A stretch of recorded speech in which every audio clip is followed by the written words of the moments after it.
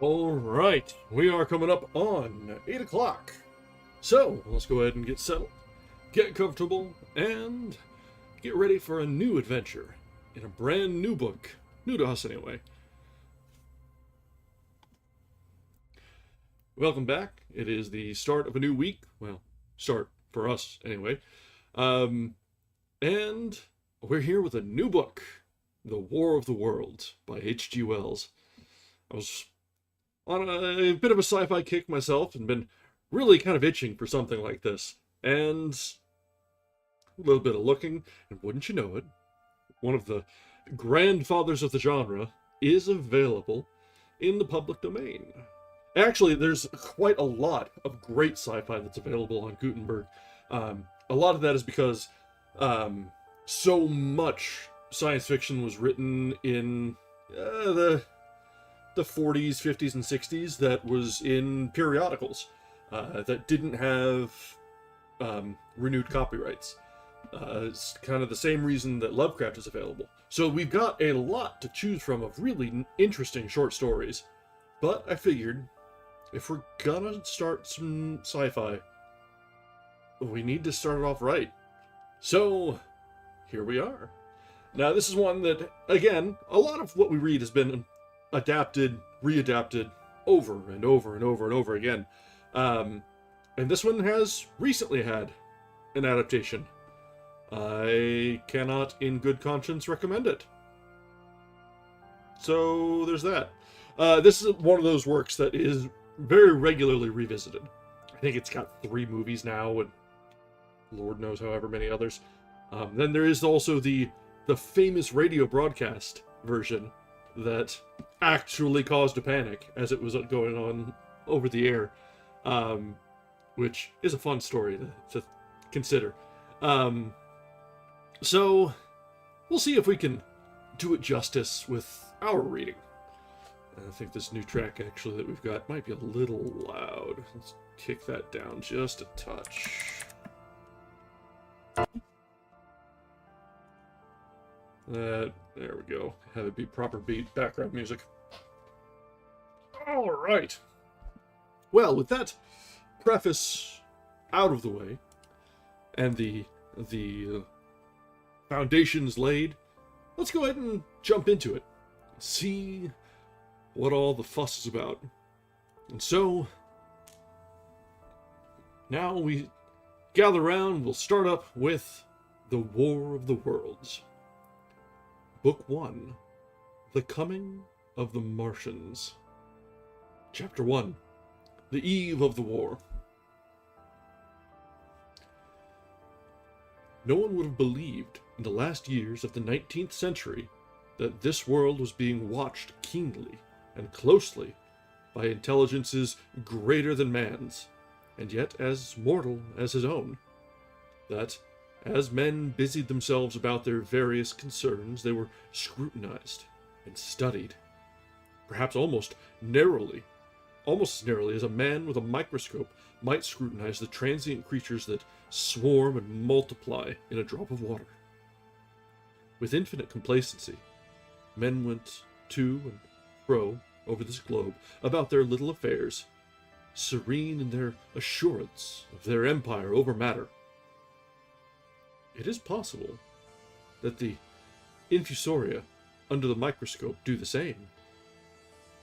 No one gave a thought to the older worlds of space as sources of human danger, or thought of them only to dismiss the idea of life upon them as impossible or improbable. It is curious to recall some of the mental habits of those departed days. At most, terrestrial men fancied there might be other men upon Mars, perhaps inferior to themselves and ready to welcome a missionary enterprise. Yet, across the gulf of space, minds that are to our minds as ours are to those of the beasts that perish, intellects vast and cool and unsympathetic, regarded this earth with envious eyes, and slowly and surely drew their plans against us. And early in the 20th century came the Great Disillusionment. The planet Mars, I scarcely need remind the reader, revolves about the Sun at a mean distance of 140 million miles. And the light and heat it receives from the Sun is barely half of that received by this world. It must be, if the nebular hypothesis has any truth, older than our world. And long before this Earth ceased to be molten, life upon its surface must have begun its course. The fact that it is scarcely 1/7 of the volume of the Earth must have accelerated its cooling to the temperature at which life could begin. It has air and water and all that is necessary for the support of animated existence. Yet, so vain is man, and so blinded by his vanity, that no writer, up to the very end of the 19th century, expressed any idea that intelligent life might have developed there far, or, indeed, at all, beyond its earthly level. Nor was it generally understood that since Mars is older than our Earth, with scarcely a quarter of the superficial area and remoter from the Sun, it necessarily follows that it is not only more distant from time's beginning, but nearer its end.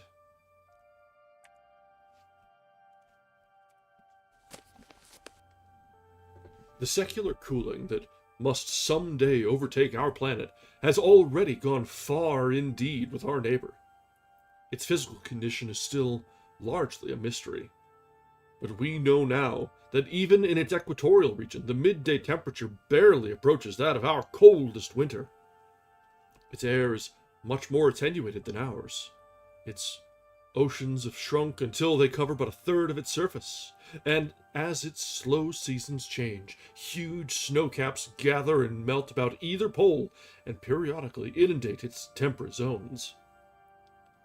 That last stage of exhaustion, which to us is still incredibly remote, has become a present-day problem for the inhabitants of Mars. The immediate pressure of necessity has brightened their intellects, enlarged their powers, and hardened their hearts. And looking across space with instruments and intelligence such as we have scarcely dreamed of, they see, at its nearest distance, only 35 million of miles sunward of them, a morning star of hope. Our own warmer planet, green with vegetation and gray with water, with a cloudy atmosphere eloquent of fertility, with glimpses through its drifting cloud wisps of broad stretches of populous country and narrow, navy-crowded seas. And we men, the creatures who inhabit this earth, must be to them at least as alien and lonely as are the monkeys and lemurs to us. The intellectual side of man already admits that life is an incessant struggle for existence. And it would seem that this too is the belief of the minds upon Mars. Their world is far gone in its cooling, and this world is still crowded with life, but crowded only with what they regard as inferior animals. To carry warfare sunward is, indeed, their only escape from the destruction that generation after generation creeps upon them. And before we judge over them too harshly, we must remember what ruthless and utter destruction our own species has wrought, not only upon animals, such as the vanished bison and the dodo, but upon its inferior races. The Tasmanians, in spite of their human likeness, were entirely swept out of existence in a war of extermination waged by European immigrants in the space of 50 years. Are we such apostles of mercy as to complain if the Martians warred in the same spirit? The Martians seem to have calculated their descent with amazing subtlety.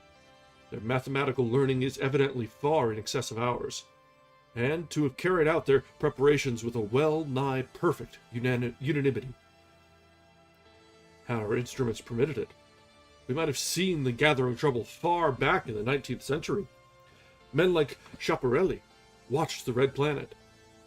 It is odd, by the by, that for countless centuries, Mars has been the star of war, but failed to interpret the fluctuating appearances of the markings they mapped so well. All that time, The Martians must have been getting ready. During the opposition of 1894, a great light was seen on the illuminated part of the disk. First at the Lick Observatory by Perrotin of Nice, then by other observers. English readers heard of it first in the issue of Nature, dated August 2nd. I am inclined to think that this blaze may have been the casting of the huge gun in the vast pit sunk into their planet, from which their shots were fired at us. Peculiar markings, as yet unexplained, were seen near the site of that outbreak during the next two oppositions. The storm burst upon us 6 years ago now. As Mars approached opposition, Lavelle of Java set the wires of the astronomical exchange palpitating with the amazing intelligence of a huge outbreak of incandescent gas upon the planet. It had occurred towards midnight of the 12th, and the spectroscope, to which he had at once resorted, indicated a mass of flaming gas, chiefly hydrogen, moving with an enormous velocity towards this Earth. This jet of fire had become invisible about 12:15. He compared it to a colossal puff of flame, suddenly and violently squirted out of the planet, as flaming gases rushed out of a gun. A singularly appropriate phrase it proved. Yet the next day there was nothing of this in the papers, except a little note in the Daily Telegraph, and the world went in ignorance of one of the gravest dangers that ever threatened the human race. I might not have heard of the eruption at all had I not met Ogilvy, the well-known astronomer, at Ottershaw. He was immensely excited at the news, and in the excess of his feelings invited me up to take a turn with him that night in his scrutiny of the red planet. In spite of all that has happened since, I still remember that vigil very distinctly. The black and silent observatory, the shadowed lantern throwing a feeble glow upon the floor in the corner, the steady ticking of the clockwork of the telescope, the little slit in the roof, an oblong profundity with the stardust streaked across it. Ogilvy moved about, invisible but audible. Looking through the telescope, one saw a circle of deep blue, and the little round planet swimming in the field. It seemed such a little thing, so bright and small and still, faintly marked with transverse stripes, and slightly flattened from the perfect round. But so little it was, so silvery warm, a pin's head of light. It was as if quivered. But really, this was the telescope vibrating with the activity of the clockwork that kept the planet in view. As I watched, the planet seemed to grow larger and smaller, and to advance and recede. But this was simply that my eye was tired. 40 millions of miles it was from us. More than 40 millions of miles of void. Few people realize the immensity of vacancy in which the dust of the material universe swims. Near it in the field, I remember, were 3 faint points of light, 3 telescopic stars infinitely remote, and all around it was the unfathomable darkness of empty space. You know how that blackness looks on a frosty starlit night. In a telescope it seems far profounder and invisible to me, because it was so remote and small, flying swiftly and steadily towards me across that incredible distance, drawing nearer every minute. By so many thousands of miles came the thing they were sending us. The thing that was to bring so much struggle and calamity and death to the Earth. I never dreamed of it then as I watched. No one on Earth dreamed of that unerring missile. That night, too, there was another jetting out of gas from the distant planet. I saw it. a reddish flash at the edge, the slightest projection of the outline just as the chronometer struck midnight. And at that, I told Ogilvy, and he took my place. The night was warm, and I was thirsty. I went stretching my legs clumsily and feeling my way in the darkness to the little table where the siphon stood, while Ogilvy exclaimed at the streamer of gas that came out towards us. That night, another invisible missile started on its way to the Earth from Mars. Just a second or so, under 24 hours after the first one. I remember how I sat on the table there in the blackness, patches of green and crimson swimming before my eyes. I wished I had a light to smoke by, little suspecting the meaning of the minute gleam I had seen and all that it would presently bring me. Ogilvy watched till 1, and then gave it up. We lit the lantern and walked over to his house. Down below, in the darkness, were Ottershaw and Chertsey, and all there hundreds of people sleeping in peace. He was full of speculation that night about the condition of Mars, and scoffed at the vulgar idea of its having inhabitants who were signaling us. His idea was that meteorites might be falling in a heavy shower upon the planet, or that a huge volcanic eruption was in progress. He pointed out to me how unlikely it was that organic evolution had taken the same direction in 2 adjacent planets. "The chances against anything manlike on Mars are 1,000,000 to 1, he said. Hundreds of observers saw the flame that night, and the night after, about midnight, and again the night after, and so for 10 nights, a flame each night. Why the shots ceased after the 10th, no one on Earth has attempted to explain. It may be the gases of the firing caused the Martians inconvenience. Dense clouds of smoke or dust, visible through a powerful telescope on Earth as little gray fluctuating patches, spread through the clearness of the planet's atmosphere and obscured its more familiar features. Even the daily papers woke up to the disturbances at last, and popular notes appeared here, there, and everywhere concerning the volcanoes upon Mars. The serio-comic periodical Punch, I remember, made a happy use of it in the political cartoon. And, all unsuspected, those missiles the Martians had fired at us drew earthward, rushing now at a pace of many miles a second through the empty gulf of space, hour by hour and day by day, nearer and nearer. It seems to me now almost incredibly wonderful that, with that swift fate hanging over us, men could go about their petty concerns as they did. I remember how jubilant Markham was at securing a new photograph of the planet for the illustrated paper he edited in those days. People in these latter times scarcely realized the abundance and enterprise of our 19th century papers. For my own part, I was much occupied in learning to ride the bicycle, and busy upon a series of papers discussing the probable developments of moral ideas as civilization progressed. One night, the first missile then could scarcely have been 10 million miles away, I went for a walk with my wife. It was starlight, and I explained the signs of the Zodiac tour and pointed out Mars, a bright dot of light creeping zenithward, towards which so many telescopes were pointed. It was a warm night. Coming home, a party of excursionists from Chertsey or Isleworth passed us, singing and playing music. There were lights in the upper windows of the houses as the people went to bed. From the railway station, in the distance, came the sound of shunting trains, ringing and rumbling, softened almost into melody by the distance. My wife pointed out to me the brightness of the red, green, and yellow signal lights hanging in a framework against the sky.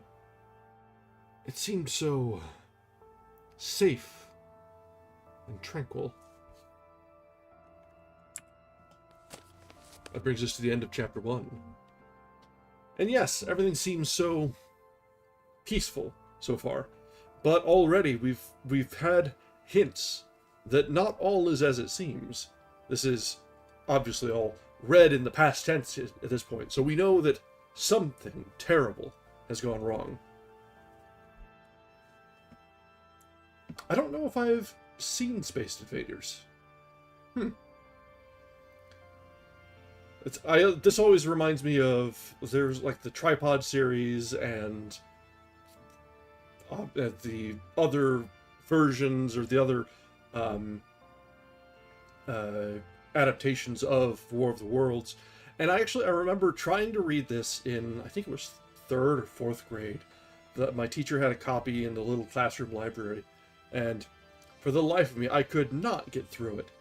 We only had so long to read at a stretch, and you'd spend 10-15 minutes and be done with that time, like indoor recess or whatever it was, and be done with your time, and you'd only have scarcely gotten through a couple pages.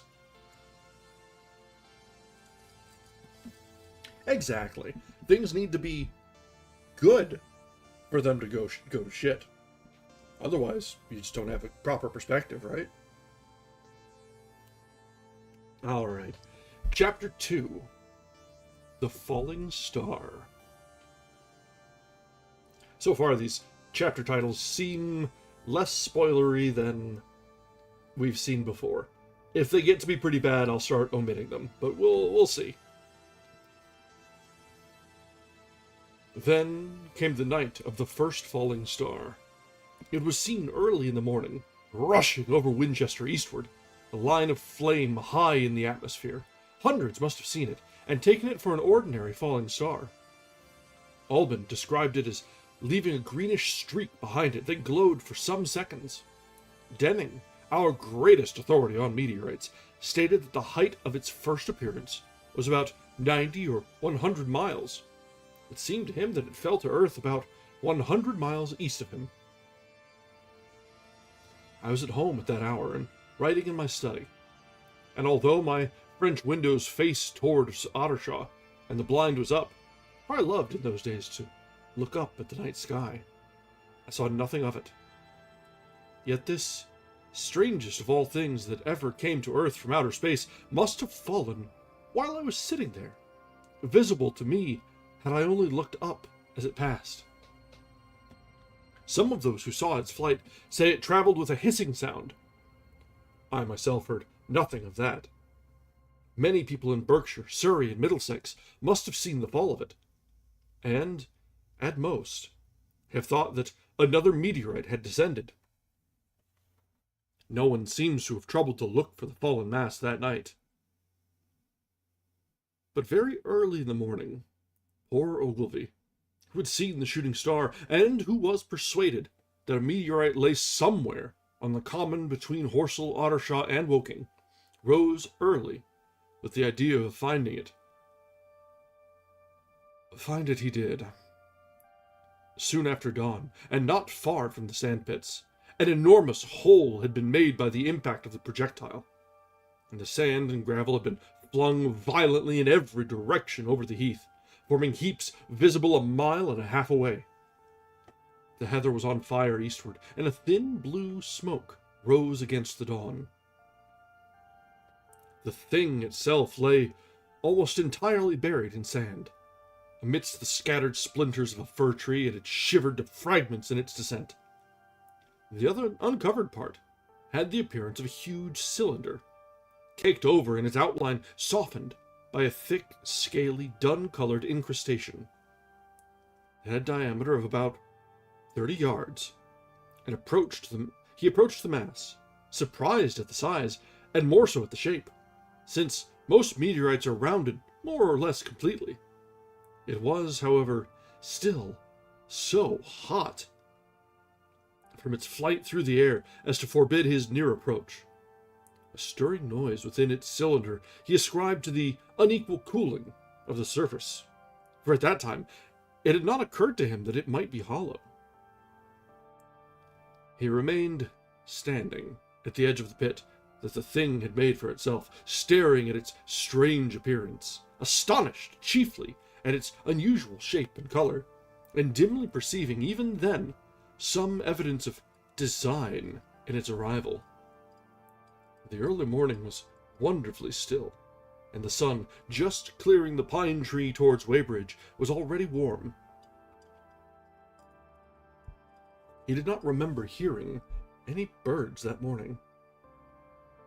There was certainly no breeze stirring, and the only sounds were the faint movements from within the cindery cylinder. He was all alone on the common. Then, suddenly, he noticed with a start that some of the gray cylinder, the ashy incrustation that covered the meteorite, was falling off the circular edge of the end. It was dropping off in flakes and raining down upon the sand. A large piece suddenly came off and fell with a sharp noise that brought his heart into his mouth. For a minute, he scarcely realized what this meant, and although the heat was excessive, he clambered down into the pit close to the bulk to see the thing more clearly. He fancied even then that the cooling of the body might account for this. But what disturbed that idea was the fact that the ash was falling only from the end of the cylinder. And then he perceived that, very slowly, the circular top of the cylinder was rotating on its body. It was such a gradual movement that he discovered it only through noticing that a black mark that had been near him 5 minutes ago was now at the other side of the circumference. Even then he scarcely understood what this indicated, until he heard a muffled grating sound and saw the black mark jerk forward an inch or so. Then the thing came upon him in a flash. The cylinder was artificial, hollow, with an end that screwed out. Something within the cylinder was unscrewing the top. "Good heavens," said Ogilvy. "There's a man in it! Men in it! Half roasted to death, trying to escape!" At once, with a quick mental leap, he linked the thing with the flash upon Mars. The thought of the confined creature was so dreadful to him that he forgot the heat and went forward to the cylinder to help turn. But luckily, the dull radiation arrested him before he could burn his hands on the still glowing metal. At that, he stood irresolute for a moment, then turned, scrambled out of the pit, and set off running wildly into Woking. The time then must have been somewhere around 6 o'clock. He met a wagoner and tried to make him understand, but the tale he told and his appearance were so wild, his hat had fallen off in the pit, that the man simply drove on. He was equally unsuccessful with the potman, who was just unlocking the doors of the public house by Horsell Bridge. The fellow thought he was a lunatic at large, and made an unsuccessful attempt to shut him into the tap room. That sobered him a little, and when he saw Henderson, the London journalist, in his garden, he called over the palings and made himself understood. "Henderson," he called, "you saw that shooting star last night?" "Well," said Henderson, "it's out on Horsell Common now." "Good Lord," said Henderson, "fallen meteorite? That's good." "But it's something more than a meteorite. It's a cylinder. An artificial cylinder, man. There's something inside." Henderson stood up with his spade in his hand. "What's that?" he said. He was deaf in one ear. Ogilvy told him all that he had seen. Henderson was a minute or so in taking it in. Then he dropped his spade, snatched up his jacket, and came out into the road. The two men hurried back at once to the common, and found the cylinder still lying in the same position. But now the sounds inside had ceased, and a thin circle of bright metal showed between the top and the body of the cylinder. Air was either entering or escaping at the rim with a thin, sizzling sound. They listened, rapped on the scaly burnt metal with a stick, and, meeting with no response, they both concluded that the man or men inside must be insensible or dead. Of course, the two were quite unable to do anything. They shouted consolation and promises, and went off back to the town again to get help.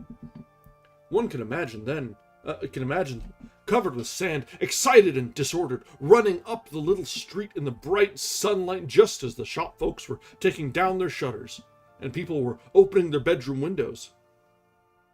Henderson went into the railway station at once in order to telegraph the news to London. The newspaper articles had prepared men's minds for the reception of the idea. By 8 o'clock, a number of boys and unemployed men had already started for the common to see the dead men from Mars. That was the form the story took. I heard of it first from my newspaper boy about 9:15 when I went out to get my daily chronicle. I was naturally startled, and lost no time in going out and across the Ottershaw Bridge to the sandpits. That brings us to the end of chapter 2. So the landing has been made. Contact is imminent. Very close now.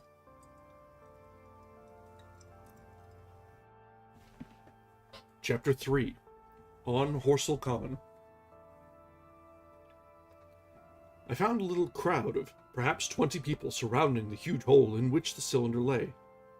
I have already described the appearance of that colossal bulk embedded in the ground. The turf and gravel about it seemed charred, as if by a sudden explosion. No doubt its impact had caused a flash of fire. Henderson and Ogilvy were not there. I think they perceived that nothing was to be done for the present, and had gone away to breakfast at Henderson's house. There were 4 or 5 boys sitting on the edge of the pit, with their feet dangling, and amusing themselves, until I stopped them by throwing stones at the giant mass. After I had spoken to them about it, they began playing at touch in and out of the group of bystanders. Among these were a group of cyclists, a jobbing gardener I employed sometimes, a girl carrying a baby, Greg the butcher and his little boy, and 2 or 3 loafers and golf caddies who were accustomed to hang about the railway station. There was very little talking. Few of the common people in England had anything but the vaguest astronomical ideas in those days. Most of them were staring quietly at the big table-like end of the cylinder, which was still as Ogilvy and Henderson had left it. Fancy the popular expectation of a heap of charred corpses was disappointed at this inanimate bulk. Some went away while I was there, and other people came. I clambered into the pit and fancied I heard a faint movement under my feet. The top had certainly ceased to rotate. It was only when I got thus close to it that the strangeness of this object was at all evident to me. At the first glance, it was really no more exciting than an overturned carriage or a tree blown across the road. Not so much so, indeed.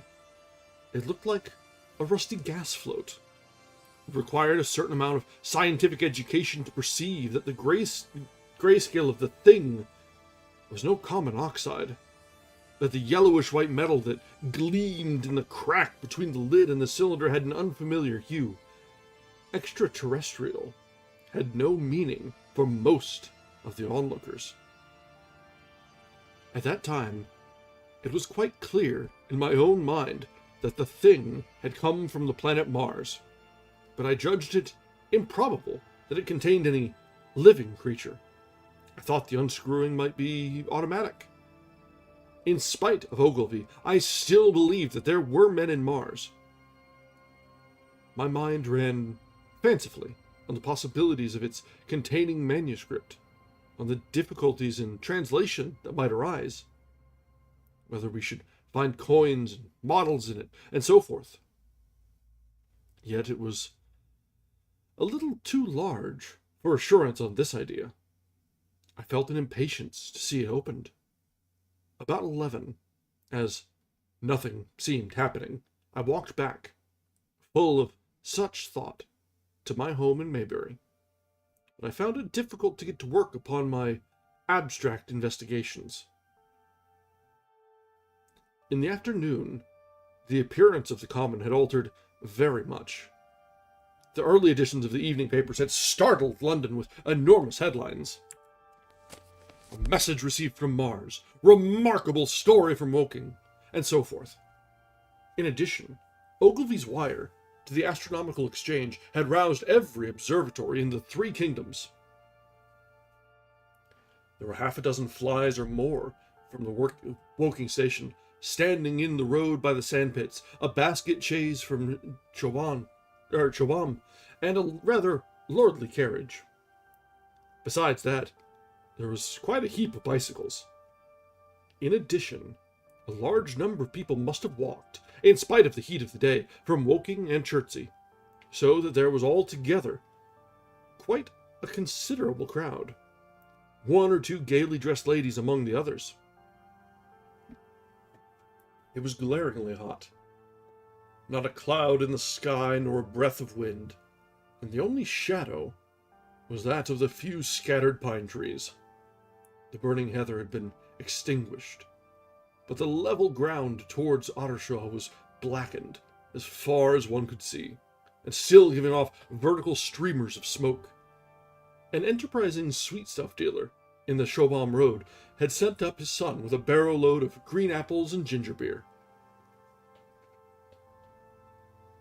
Going to the edge of the pit, I found it occupied by a group of about half a dozen men. Henderson, Ogilvy, and a tall, fair-haired man that I afterwards learnt was Stent, the astronomer royal, with several workmen wielding spades and pickaxes.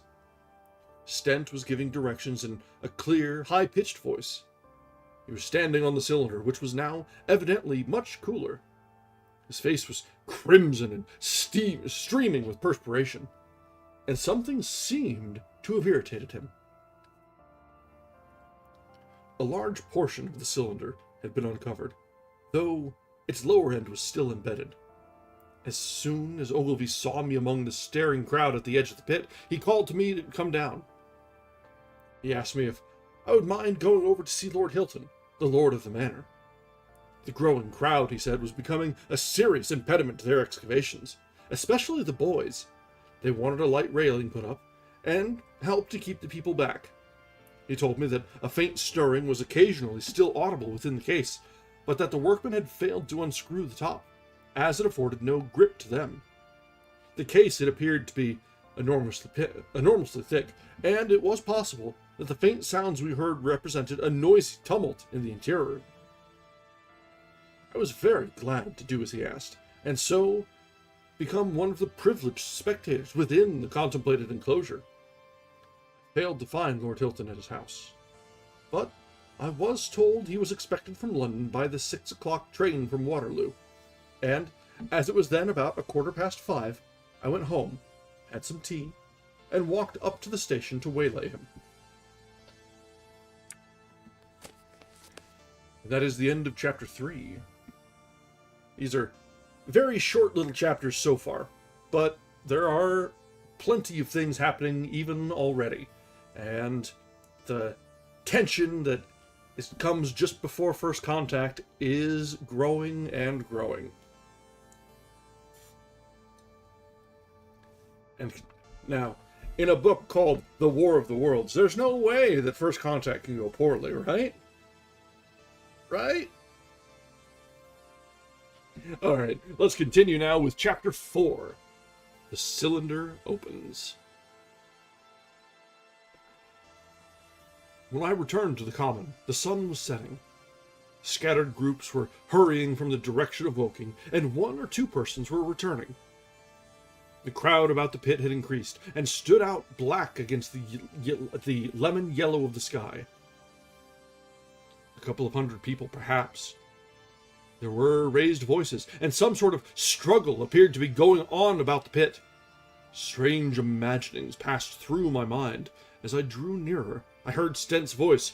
"Keep back! Keep back!" A boy came running towards me. "It's a-moving," he said to me as he passed. "A screwing and a screwing out. I don't like it. I'm going home. I am." I went on to the crowd. There were really, I should think, 200 or 300 people elbowing and jostling one another. The 1 or 2 ladies were being by no means the least active. "He's fallen in the pit!" cried someone. "Keep back!" said several. The crowd swayed a little, and I elbowed my way through. Everyone seemed greatly excited. I heard a peculiar humming sound from the pit. "I say," said Ogilvy, "help keep these idiots back. We don't know what's in the confounded thing, you know." I saw a young man, a shop assistant in Woking, I believe he was, standing on the cylinder and trying to scramble out of the hole again. The crowd had pushed him in. The end of the cylinder was being screwed out from within. Nearly 2 feet of shining screw projected. Somebody blundered against me, and I narrowly missed being pitched onto the top of the screw. I turned, and as I did so, the screw must have come out, for the lid of the cylinder fell upon the ground with a ringing concussion. I stuck my elbow into the person behind me and turned my head towards the thing again. For a moment, that circular cavity seemed perfectly black. I had the sunset in my eyes. I think everyone expected to see a man emerge, possibly something a little unlike us terrestrial men, but in all essentials a man. I know I did, but looking, I presently saw something stirring within the shadow, grayish, billowy movements, one above another, and then 2 luminous discs like eyes. Then something resembling a little gray snake, about the thickness of a walking stick, coiled up out of the writhing middle and wriggled in the air toward me. And then another. A sudden chill came over me. There was a loud shriek from a woman behind. I half turned, keeping my eyes fixed upon the cylinder still, from which other tentacles were now projecting, and began pushing my way back from the edge of the pit. I saw astonishment giving place to horror on the faces of the people about me. I heard inarticulate exclamations on all sides. There was a general movement backwards. I saw the shopman struggling still on the edge of the pit. I found myself alone, and saw the people on the other side of the pit running off. Stent among them. I looked again at the cylinder, and ungovernable terror gripped me. I stood petrified and staring. A big, grayish, rounded bulk, the size, perhaps, of a bear, was slowly rising and painfully out of the cylinder. As it bulged up and caught the light, it glistened like wet leather. 2 large, dark-colored eyes were regarding me steadfastly. The mask that framed them, the head of the thing, was rounded, and had, one might say, a face. There was a mouth under the eyes, the lipless brim of which quivered and panted and dropped saliva. The whole creature heaved and pulsated convulsively. A lank, tentacular appendage gripped the edge of the cylinder. Another swayed in the air. Those who have never seen a living Martian can scarcely imagine the strange horror of its appearance. The peculiar V-shaped mouth with its pointed upper lip, the absence of brow ridges, the absence of a chin beneath the wedge-like lower lip, the incessant quivering of this mouth, the gorgon groups of tentacles, the tumultuous breathing of the lungs in a strange atmosphere, the evident heaviness and painfulness of movement due to the greater gravitational energy of the Earth. Above all, the extraordinary intensity of the immense eyes were at once vital, intense, inhuman, crippled, and monstrous. There was something fungoid in the oily brown skin, something in the clumsy deliberation of the tedious movements, unspeakably nasty. Even at this first encounter, this first glimpse, I was overcome with disgust and dread. Suddenly, the monster vanished. It had toppled over the brim of the cylinder and fallen into the pit, with a thud like the fall of a great mass of leather. I heard it give a peculiar, thick cry, and forthwith another of these creatures appeared darkly in the deep shadow of the aperture. I turned and, running madly, made for the first group of trees, perhaps 100 yards away. But I ran slantingly and stumbling, for I could not avert my face from these things. There, among some young pine trees and furze bushes, I stopped, panting, and awaited further developments. The common round of the sandpits was dotted with people, standing, like myself, in a half-fascinated terror, staring at these creatures, or rather at the heaped gravel at the edge of the pit in which they lay. And then, with a renewed horror, I saw a round, black object bobbing up and down on the edge of the pit. It was the head of the shopman who had fallen in, but showing as a little black object against the hot western sun.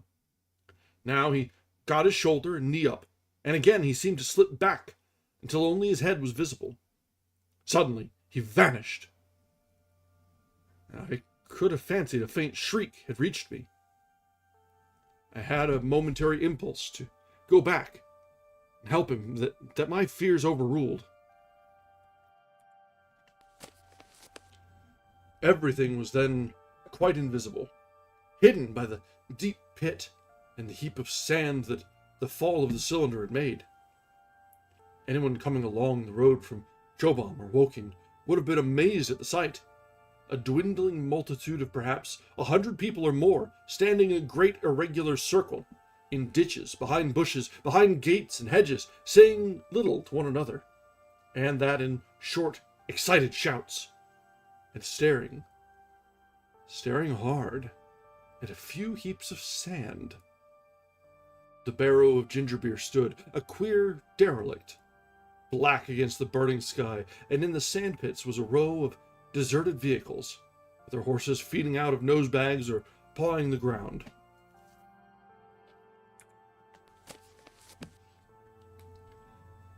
That brings us to the end of chapter 4. So we've seen them described, the Martians. The very first we've seen. Contact has been sort of made. And the poor shopkeep boy probably didn't make it. Didn't see much, but definitely saw him disappear. Alright, let's get through another chapter 2, and then we'll think about a break. So, let's keep going now with chapter 5. I'll omit this chapter title for dramatic effect.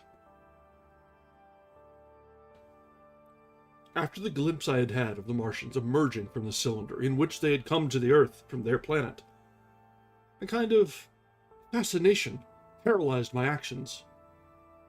I remained standing knee-deep in the heather, staring at the mound that hid them. I was a battleground of fear and curiosity. I did not dare to go back toward the pit, but I felt a passionate longing to peer into it. I began walking, therefore, in a big curve, seeking some point of vantage, and continually looking at the sand heaps that hid these newcomers to our Earth. Once, a leash of thin black whips, like the arms of an octopus, flashed across the sunset and was immediately withdrawn, and afterwards, a thin rod rose up, joint by joint, bearing at its apex a circular disc that spun with a wobbling motion. What could be going on there? Most of the spectators had gathered in one or two groups. One a little crowd towards Woking, the other a knot of people in the direction of Chobham. Evidently they shared my mental conflict. There were few near me. One man I approached. He was, I perceived, a neighbor of mine, though I did not know his name, and accosted, but it was scarcely a time for articulate conversation. "What ugly brutes!" he said. "Good God, what ugly brutes!" He repeated this over and over again. "Did you see a man in the pit?" I said, but he made no answer to that.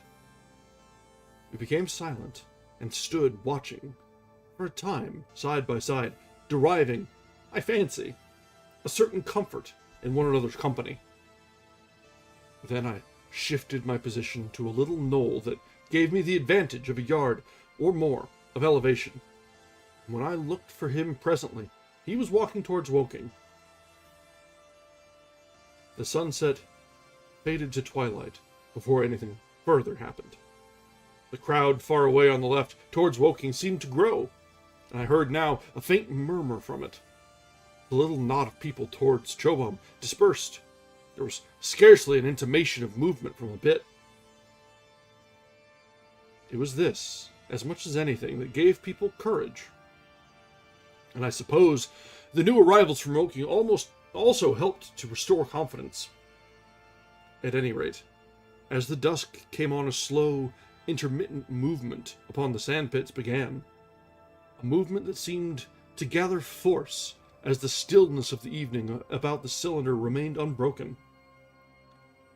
Vertical black figures in twos and threes would advance, stop, watch, and advance again, spreading out as they did so, in a thin, irregular crescent that promised to enclose the pit in its attenuated horns. I, too, on my side, began to move towards the pit. Then I saw some cabmen and others had walked boldly into the sandpits, and heard the clatter of hooves and the gride of wheels. I saw a lad trundling off the barrow of apples, and then, within 30 yards of the pit, advancing from the direction of Horsell, I noted a little black knot of men, the foremost of whom was waving a white flag. This was the deputation. There had been a hasty consultation, and since the Martians were evidently, in spite of their repulsive forms, intelligent creatures, it had been resolved to show them, by approaching them with signals, that we too were intelligent. Flutter, flutter went the flag, first to the right, then to the left. It was too far for me to recognize anyone there, but afterwards I learned that Ogilvy, Stent, and Henderson were with others in this attempt at communication. This little group had, in its advance, dragged inward, so to speak, the circumference of the now almost complete circle of people, and a number of dim black figures followed it at discreet distances. Suddenly there was a flash of light, and a quantity of luminous green smoke came out of the pit in 3 distinct puffs, which drove up, one after the other, straight into the still air. This smoke, or flame, perhaps, would be a better word for it, was so bright that the deep blue sky overhead and the hazy stretches of brown common towards Chertsey, set with black pine trees, seemed to darken abruptly as these puffs arose, and to remain the darker after their dispersal. At the same time, a faint hissing sound became audible. Beyond the pit stood the little wedge of people with the white flag at its apex, arrested by these phenomena. A little knot of small, vertical black shapes upon the black ground. As the green smoke arose, their faces flashed out pallid green and faded again as it vanished. Then, slowly, the hissing passed into a humming, into a long, loud, droning noise. Finally, slowly, a humped shape rose out of the pit, and the ghost of a beam of light seemed to flicker out from it. Forthwith, flashes of actual flame, a bright glare leaping from one to another, sprang from the scattered group of men. It was as if some invisible jet impinged upon them and flashed into white flame. It was as if each man were suddenly and momentarily turned to fire. Then, by the light of their own destruction, I saw them staggering and falling, and their supporters turning to run. I stood staring, not as yet realizing that this was death leaping from man to man in that little distant crowd. All I felt was that it was something very strange. An almost noiseless and blinding flash of light, and a man fell headlong and lay still. And as the unseen shaft of heat passed over them, pine tars burst into fire, and every dry furze bush became with one dull thud a mass of flames. And far away, towards Knaphill, I saw the flashes of trees and hedges and wooden buildings suddenly set alight. It was sweeping round swiftly, and steadily, this flaming death, this invisible, inevitable sword of heat. I perceived it coming towards me by the flashing bushes it touched, and was too astounded and stupefied to stir. I heard the crackle of fire in the sandpits, and the sudden squeal of a horse that was as suddenly stilled. Then it was as if an invisible yet intensely heated finger were drawn through the heather between me and the Martians. And all along, a curving line beyond the sandpits, the dark ground smoked and crackled. Something fell with a crash far away to the left, where the road from Woking Station opens out on the common. Forthwith, the hissing and humming ceased, and the black, dome-like object sank slowly out of sight into the pit.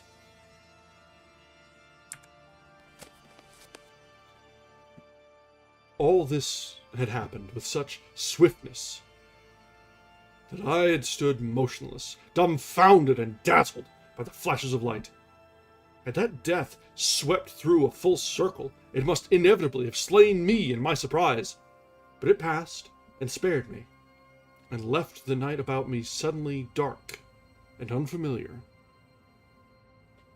The undulating common seemed now dark almost to blackness, except where its roadways lay gray and pale under the deep blue sky of the early night. It was dark, and suddenly void of men. Overhead the stars were mustering, and in the west the sky was still a pale, bright, almost greenish blue. The tops of the pine trees and the roofs of Horsell came out sharp and black against the western afterglow. The Martians and their appliances were altogether invisible, save for that thin mast upon which their restless mirror wobbled. Patches of bush and isolated trees here and there smoked and glowed still, and the houses towards Woking Station were sending up spires of flame into the stillness of the evening air. Nothing was changed, save for that and a terrible astonishment. The little group of black specks with the flag of white had been swept out of existence, and the stillness of the evening, so it seemed to me, had scarcely been broken. It came to me that I was upon this dark common, helpless, unprotected, and alone. Suddenly, like a thing falling upon me from without, came fear. With an effort, I turned and began a stumbling run through the heather. The fear I felt was no rational fear, but a panic terror, not only of the Martians, but of the dusk and stillness all about me. Such an extraordinary effect in unmanning me it had, that I ran weeping silently, as a child might do. Once I had turned, I did not dare to look back. I remember I felt an extraordinary persuasion that I was being played with, that presently, when I was upon the very verge of safety, this mysterious death, as swift as the passage of light, would leap after me from the pit about the cylinder and strike me down. That brings us to the end of Chapter 5, The Heat Ray.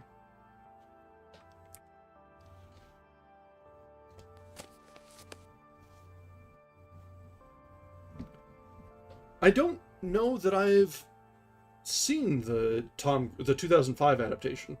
I was pretty cynical of it when it was coming out, and knew it was Tom Cruise doing Tom Cruise things, but I don't think I ever actually watched it. The opening scene could definitely be powerful. I could see it, like having all the splendor of the early 2000s special effects. Would have had explosions everywhere, I'm sure.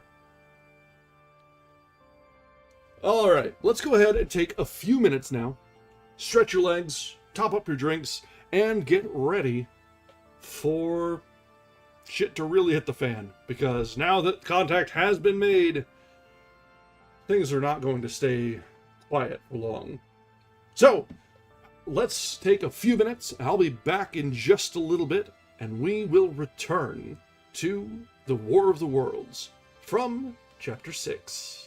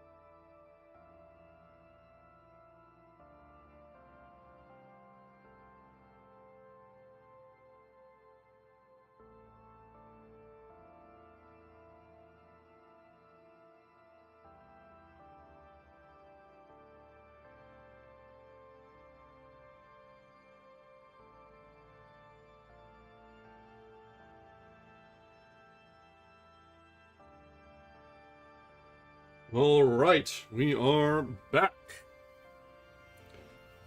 All right.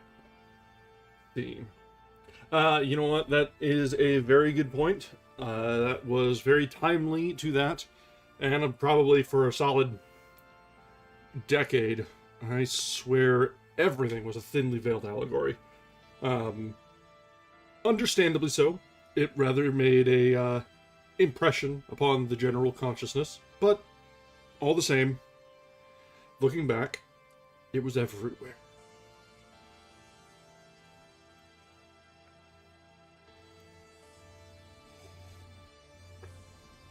All right, I expect that for a little while, the pacing on this is going to be rather frenetic. So, settle down, buckle in, we've got a ride. So, continuing now with Chapter 6, The Heat Ray in the Chobham Road.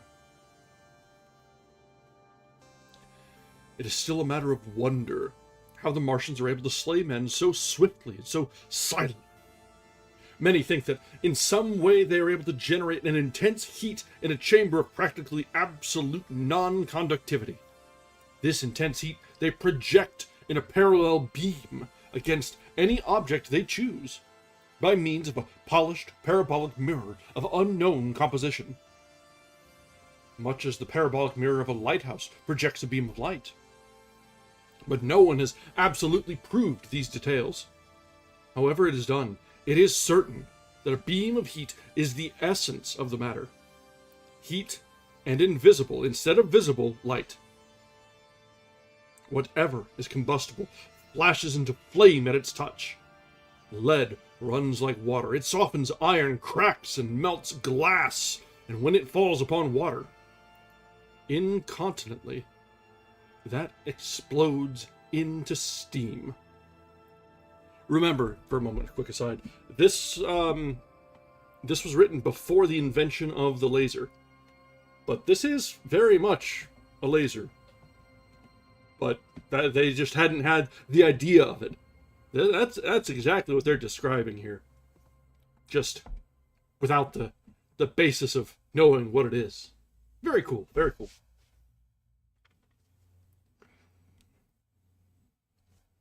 That night, nearly 40 people lay under the starlight about the pit, charred and distorted beyond recognition.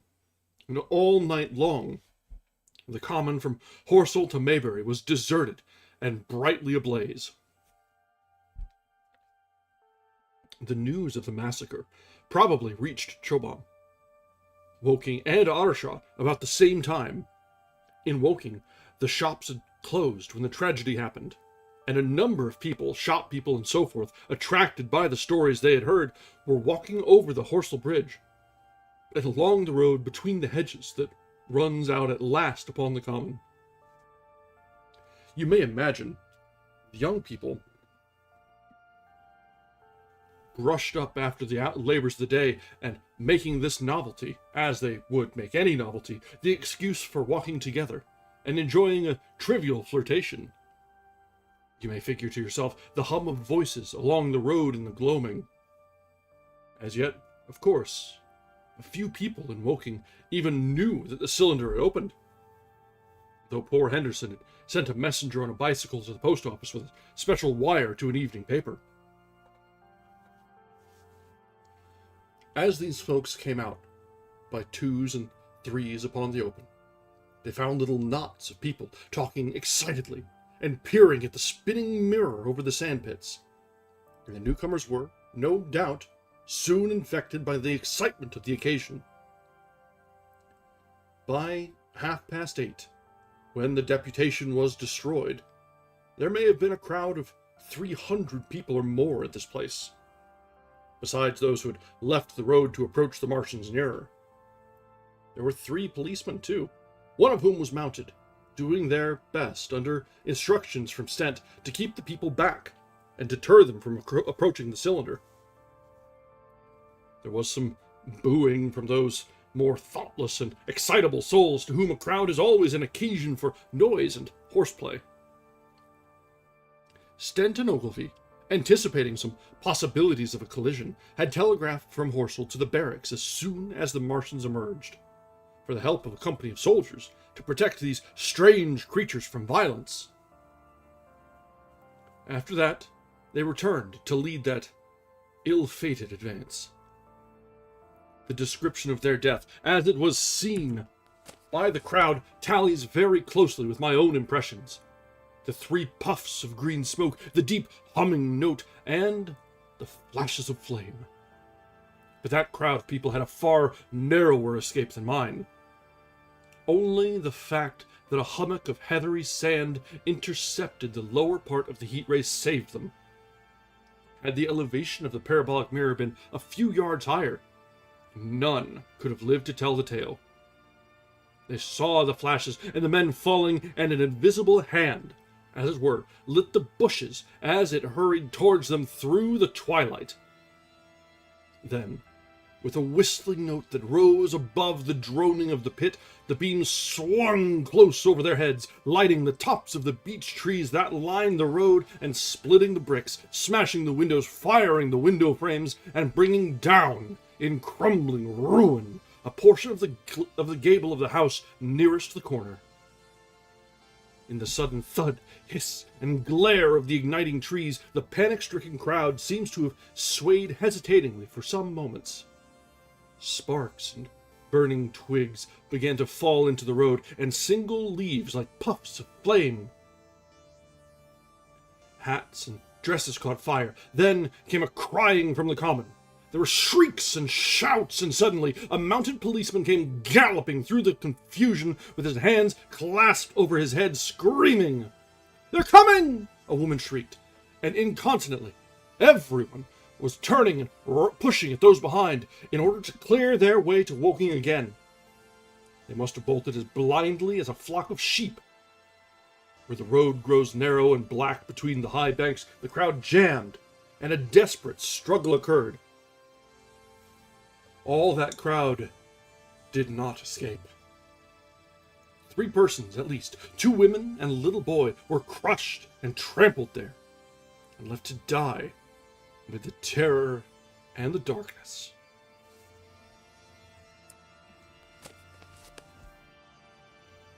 That is the end of chapter 6. So, there were others watching there that were witness to the first violence by the Martian visitors. Less lucky than our narrator, at least. And so, we continue now with chapter 7, How I Reached Home. For my own part, I remember nothing of my flight, except the stress of blundering against trees and stumbling through the heather. All about me gathered the invisible terrors of the Martians. That pitiless sword of heat seemed whirling to and fro, flourishing overhead before it descended and smote me out of life.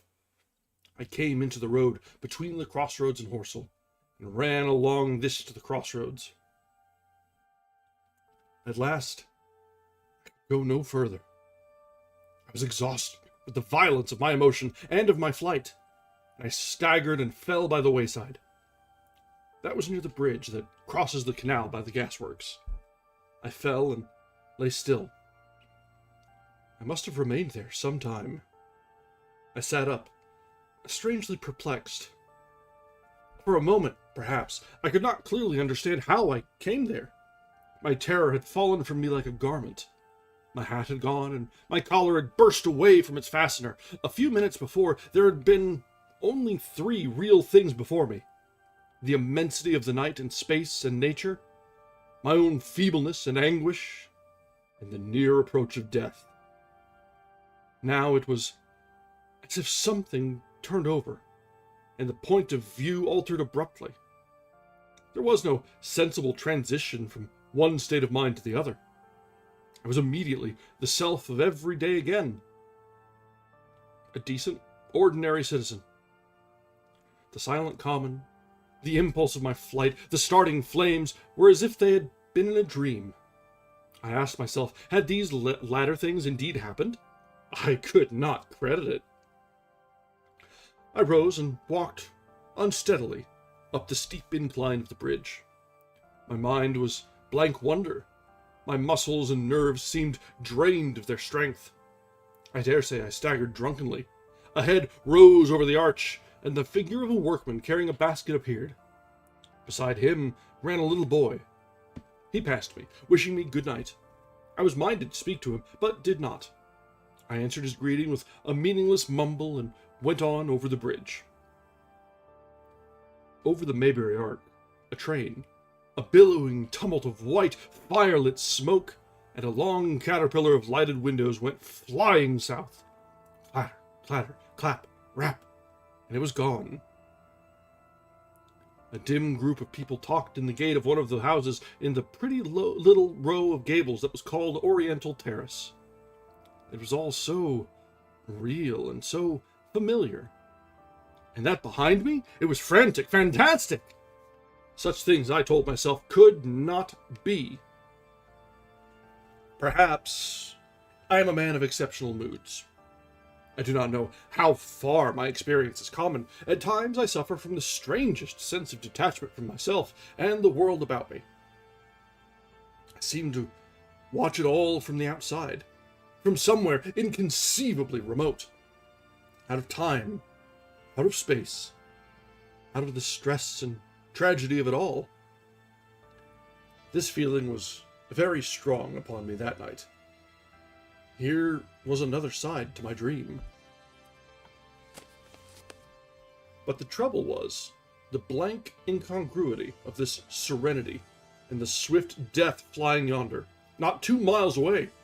There was a noise of business from the gasworks, and the electric lamps were all alight. I stopped the group of people. "What news from the common?" said I.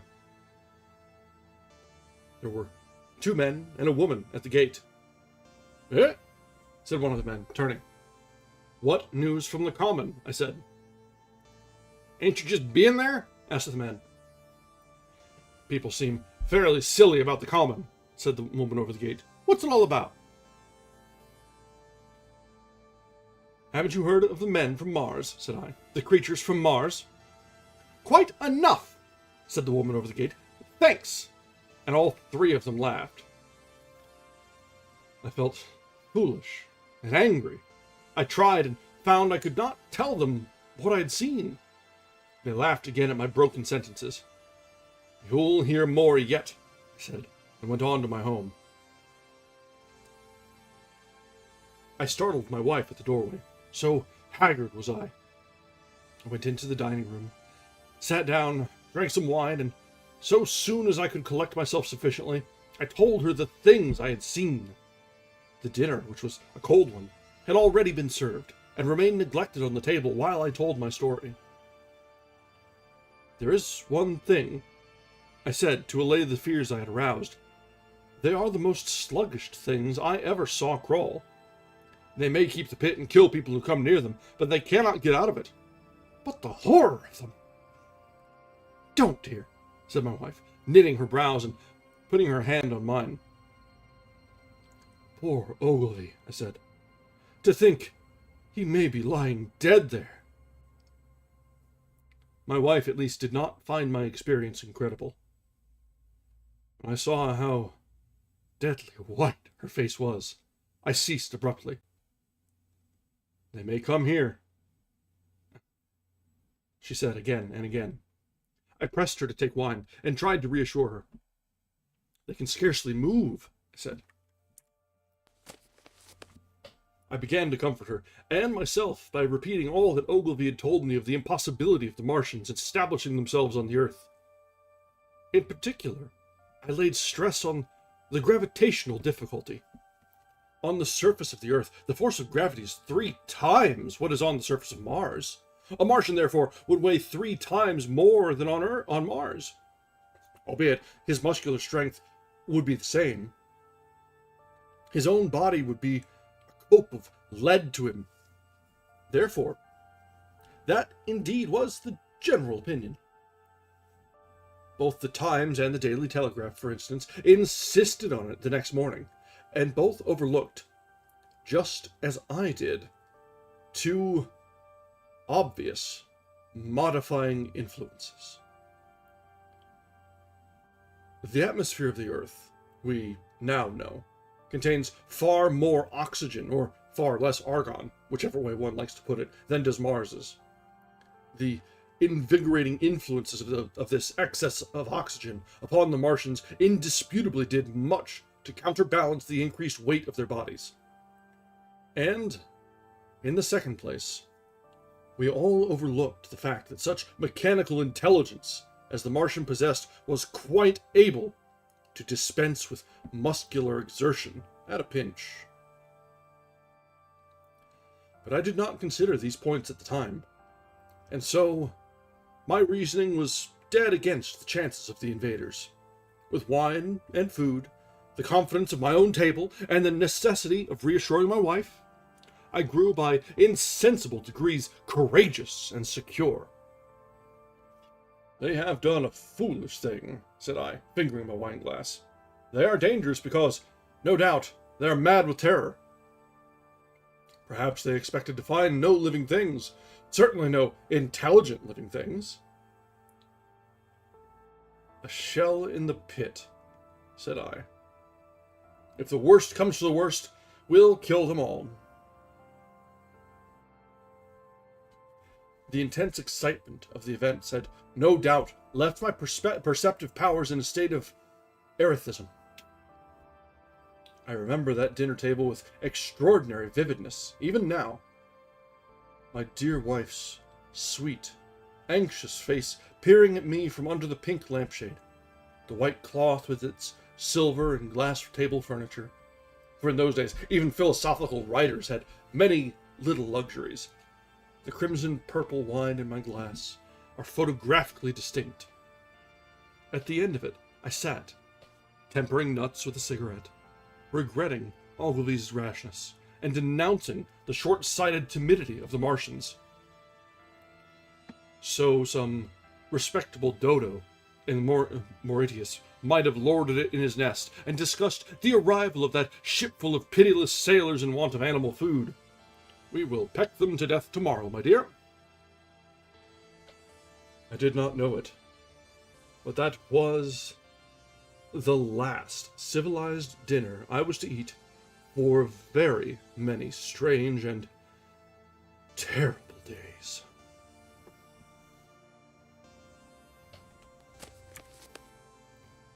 That brings us to the end of chapter 7 and the beginning of chapter 8, Friday Night. That's a nice, benign chapter title. What could possibly go wrong on a Friday night? Everyone loves Fridays. The most extraordinary thing to my mind, of all the strange and wonderful things that happened upon that Friday, was the dovetailing of the commonplace habits of our social order with the first beginnings of the series of events that was to topple that social order headlong. If on Friday night you had taken a pair of compasses and drawn a circle within a radius of 5 miles round the Woking sandpits, I doubt if you would have had one human being outside it, unless it were some relation of Stent or of the 3 or 4 cyclists or London people lying dead on the common, whose emotions or habits were at all affected by the newcomers. Many people had heard of the cylinder, of course, and talked about it in their leisure, but it certainly did not make the sensation that an ultimatum to Germany would have done. In London, that night, poor Henderson's telegram describing the gradual unscrewing of the shot was judged to be a canard, and his evening paper, after wiring for authentication from him and receiving no reply, the man was killed, decided not to print a special edition. Even within 5-mile circle, the great majority of people were inert. I have already described the behavior of the men and women to whom I spoke. All over the district, people were dining and supping, working men were gardening after the labors of the day, children were being put to bed, young people were wandering through the lanes love-making, students sat over their books. Maybe there was a murmur in the village streets, a novel and dominant topic in the public houses, and here and there a messenger, or even an eyewitness of the later occurrences, caused a whirl of excitement, a shouting, and a running to and fro. But for the most part, the daily routine of working, eating, drinking, sleeping went on as it had done for countless years, as though no planet Mars existed in the sky. Even at Woking Station and Horsell and Chobham, that was the case.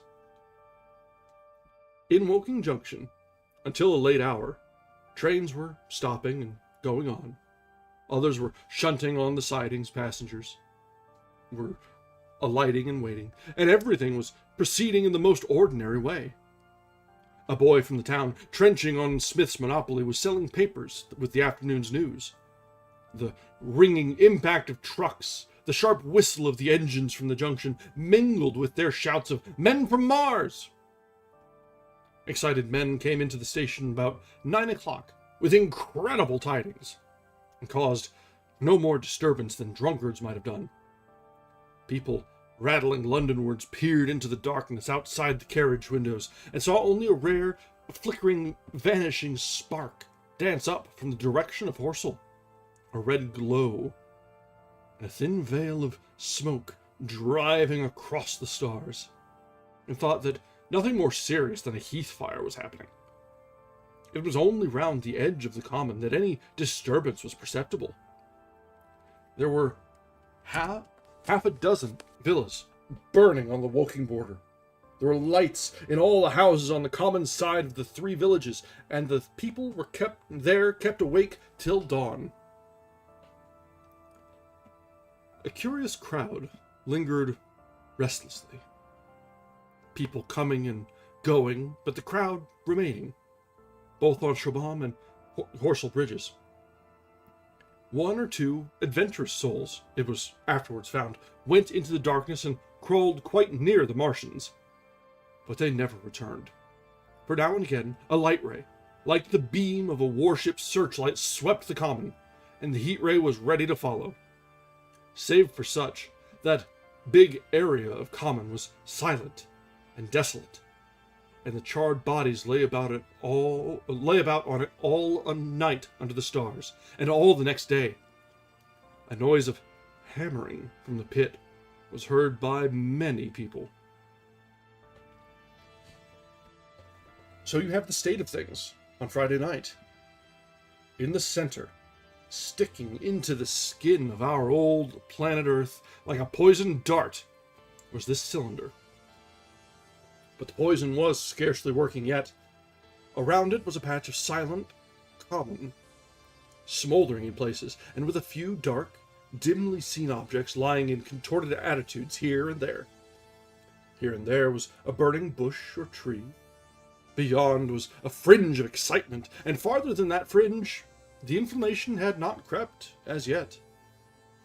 In the rest of the world, the stream of life still flowed as it had flowed for immemorial years.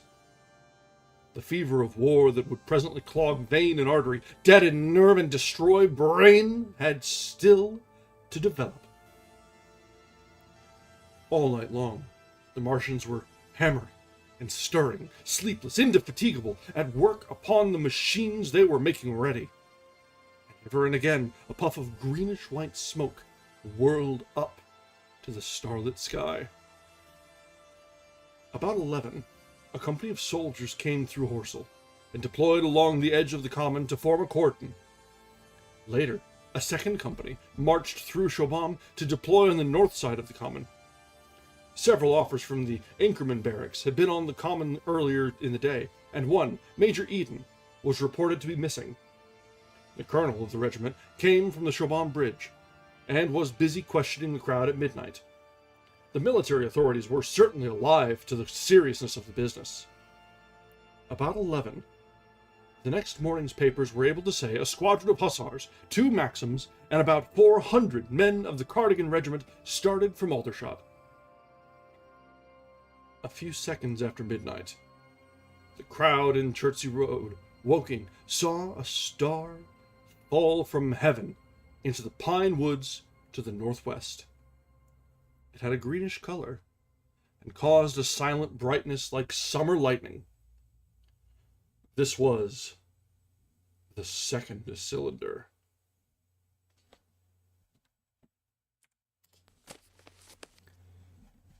This brings us to chapter 9. The fighting begins. Before we jump into it too deep,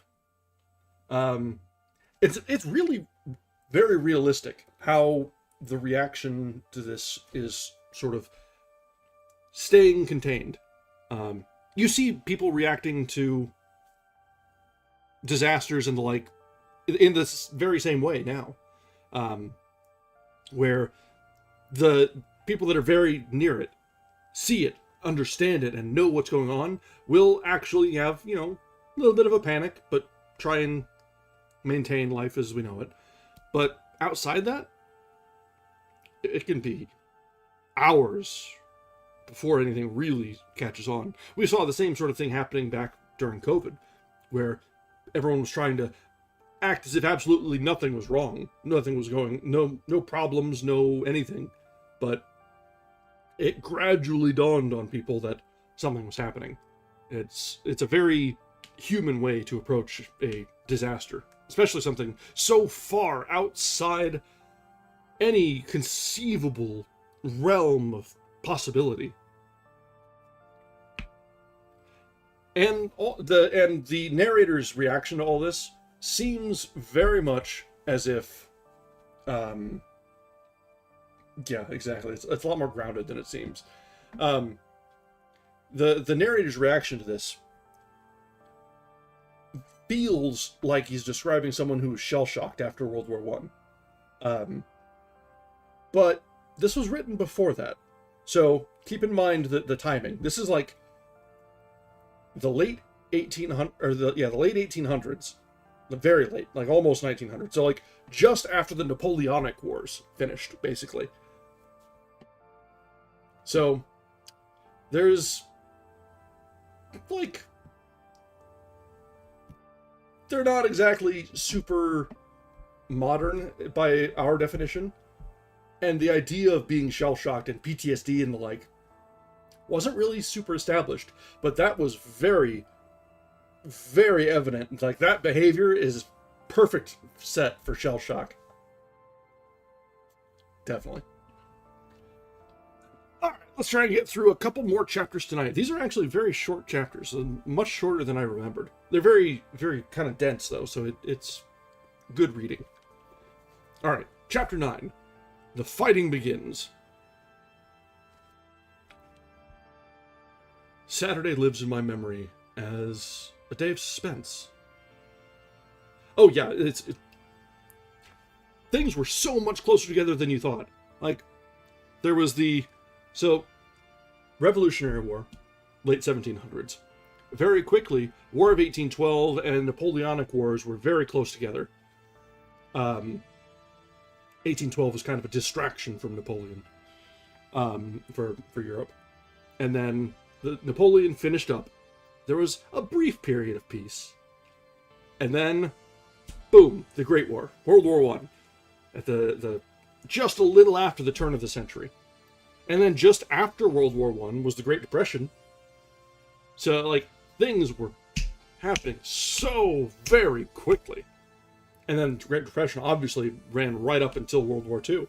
So, like, we don't have a whole lot of non-eventful decades in our history.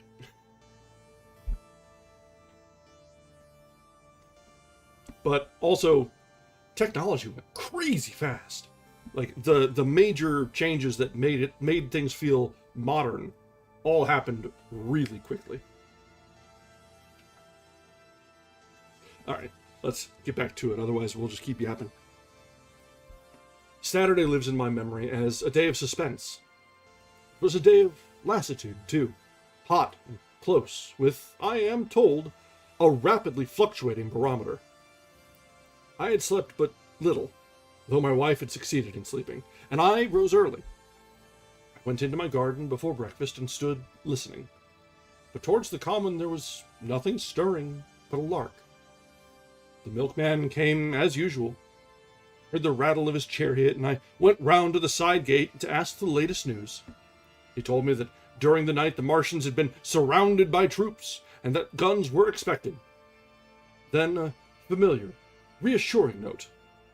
I heard a train running towards Woking. "They aren't to be killed," said the milkman, "if that can be possibly avoided." I saw my neighbor gardening, chatted with him for a time, and then strolled in to breakfast. It was a most unexceptional morning. My neighbor was of opinion that the troops would be able to capture or to destroy the Martians during the day. "It's a pity they make themselves so unapproachable," he said. "It would be curious to know how they live on another planet. We might learn a thing or two." He came up to the fence and extended a handful of strawberries, for his gardening was as generous as it was enthusiastic. At the same time, he told me of the burning of the pine woods about the Byfleet golf links. "They say," said he, "that there's another of those blessed things fallen there. Number 2. But one's enough, surely. This lot'll cost the insurance people a pretty penny before everything's settled." He laughed with an air of the greatest good humor as he said this. The woods, he said, were still burning, and pointed out a haze of smoke to me. "They will be hot underfoot for days, on account of the thick soil of pine needles and turf," he said, and then grew serious over poor Ogilvy. After breakfast, instead of working, I decided to walk down towards the common. Under the railway bridge, I found a group of soldiers. Sappers, I think, men in small round caps, dirty red jackets unbuttoned, and showing their blue shirts, dark trousers, and boots, coming to the calf. They told me that no one was allowed over the canal, and, looking along the road towards the bridge, I saw one of the Cardigan men standing sentinel there. I talked with these soldiers for a time. I told them of my sight of the Martians on the previous evening. None of them had seen the Martians, and they had but the vaguest ideas of them, so that they plied me with questions. They said that they did not know who had authorized the movements of the troops. Their idea was that a dispute had arisen at the Horse Guards. The ordinary sapper is a great deal better educated than the common soldier, and they discussed the peculiar conditions of the possible fight with some acuteness. I described the heat ray to them, and they began to argue among themselves. "Crawl up into cover and rush 'em, I say," said one. "Get out," said another. "What's cover with against this here that? This here heat sticks to cooker. What we got to do is go as near as the ground will let us, and then drop a trench." "Blow your trenches! You always want trenches. You ought to have been born a rabbit, Snippy." "Ain't they got any necks then?" said a third abruptly, a little contemplative, dark man, smoking a pipe. I repeated my description. "Octopuses," said he. "That's what I calls 'em. Talk about fishers of men, fighters of fish it is this time." "It ain't no murder killing beasts like that," said the first speaker. "Why not shell the darn things and stride off and finish 'em," said the little dark man. "You can tell what they might do." "Where's your shells?" said the first speaker. "There ain't no time. Do it in a rush. That's my tip. Do it at once." So they discussed it. After a while I left them, and went on to the railway station to get as many morning papers as I could. But I will not weary the reader with a description of that long morning and of the longer afternoon. I did not succeed in getting a glimpse of the common, for even Horseland, Chobham church towers were in the hands of the military authorities. The soldiers I addressed didn't know anything. The officers were mysterious as well as busy. I found people in the town quite secure again in the presence of the military, and I heard for the first time from Marshall, the tobacconist, that his son was among the dead on the common. The soldiers had made the people on the outskirts of Horsell lock up and leave their houses. I got back to lunch about 2. Very tired, for, as I have said, the day was extremely hot and dull, and in order to refresh myself, I took a cold bath in the afternoon. About 4:30, I went up to the railway station to get an evening paper, for the morning papers had contained only a very inaccurate description of the killing of Stent, Henderson, Ogilvy, and the others.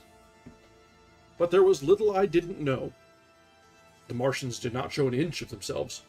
They seemed busy in their pit. There was a sound of hammering and an almost continuous streamer of smoke. Apparently, they were busy getting ready for a struggle. Fresh attempts have been made to signal, but without success, was the stereotyped formula of the papers. A sapper told me it was done by a man in a ditch with a flag on a long pole. The Martians took as much notice of such advances as we could of the lowing of a cow. I must confess, the sight of all this armament, all this preparation, greatly excited me. My imagination became belligerent, and defeated the invaders in a dozen striking ways. Something of my schoolboy dreams of battle and heroism came back. It hardly seemed a fair fight to me at the time. They seemed very helpless in that pit of theirs. About 3 o'clock there began the thud of a gun, at measured intervals from Chertsey or Addlestone. I learned that the smoldering pine wood into which the second cylinder had fallen was being shelled, in the hope of destroying that object before it opened. It was only about 5, however, that a field gun reached Chobham for use against the first body of Martians. About 6 in the evening, as I sat at tea with my wife in the summer house, talking vigorously about the battle that was lowering upon us, I heard a muffled detonation from the common, and immediately after, a gust of firing. Close on the heels of that came a violent rattling crash, quite close to us, that shook the ground, and, starting out upon the lawn, I saw the tops of the trees about the Oriental College burst into smoky red flame, and the tower of the little church beside it slide down into ruin. The pinnacle of the mosque had vanished, and the roofline of the college itself looked as if a 100-ton gun had been at work upon it. One of our chimneys cracked as if a shot had hit it, flew, and a piece of it came clattering down the tiles and made a heap of broken red fragments upon the flower bed by my study window. I and my wife stood amazed. Then I realized that the crest of Maybury Hill must be within reach of the Martian's heat ray, now that the college was cleared out of the way. At that, I gripped my wife's arm, and without ceremony ran her out into the road. Then I fetched out the servant, telling her I would go upstairs myself for the box she was clamoring for. "We can't possibly stay here," I said, and as I spoke, the firing reopened for a moment upon the common. "But where are we to go?" said my wife in terror. I thought, perplexed. Then I remembered her cousins at Leatherhead. "Leatherhead!" I shouted above the sudden noise.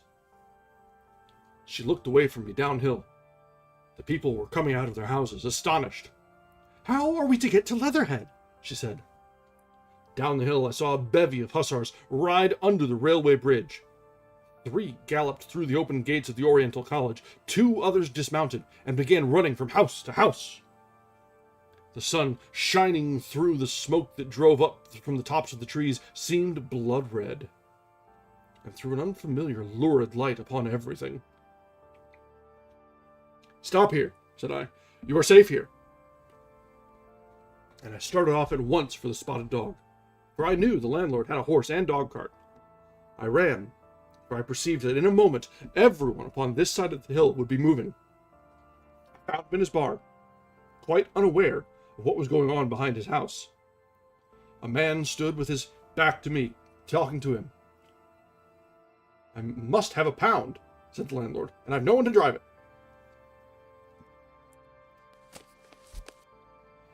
"I'll give you 2, said I, over the stranger's shoulder. "What for? And I'll bring it back by midnight," he said. "Lord," said the landlord, "what's the hurry? I'm selling my bit of pig, 2 pounds, and you bring it back? What's going on now?" I explained hastily that I had to leave my home, and so secured the dog cart.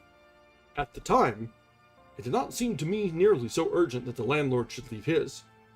I took care to have the cart there and then, drove it off down the road, and leaving it in charge of my wife and servant, rushed into my house and packed a few valuables, such plate as we had, and so forth.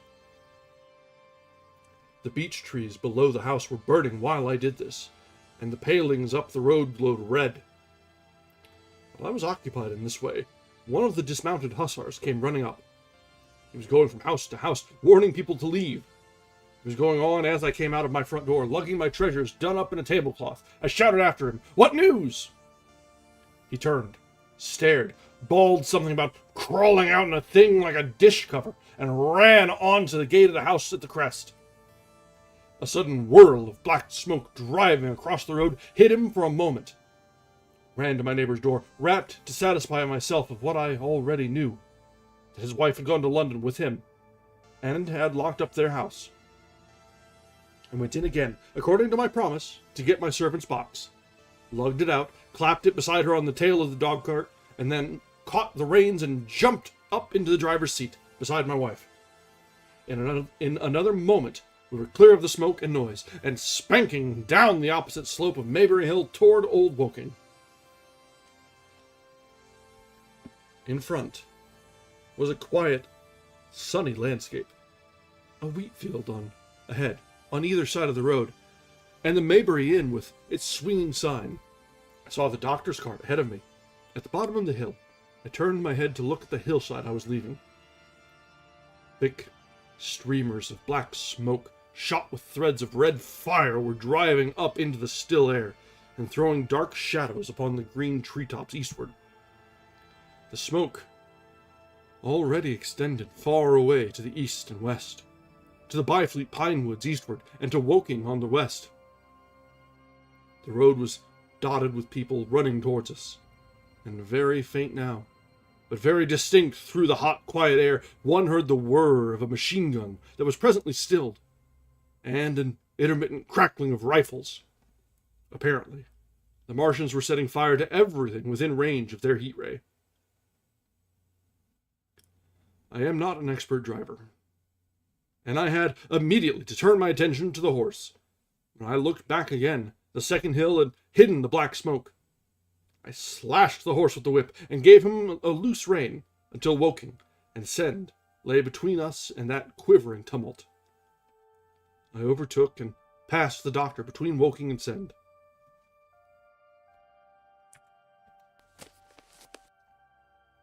Alright, that brings us to the end of chapter 9. We should have enough time in us for one more chapter tonight, I think. So, let's continue right along with chapter 10, In the Storm.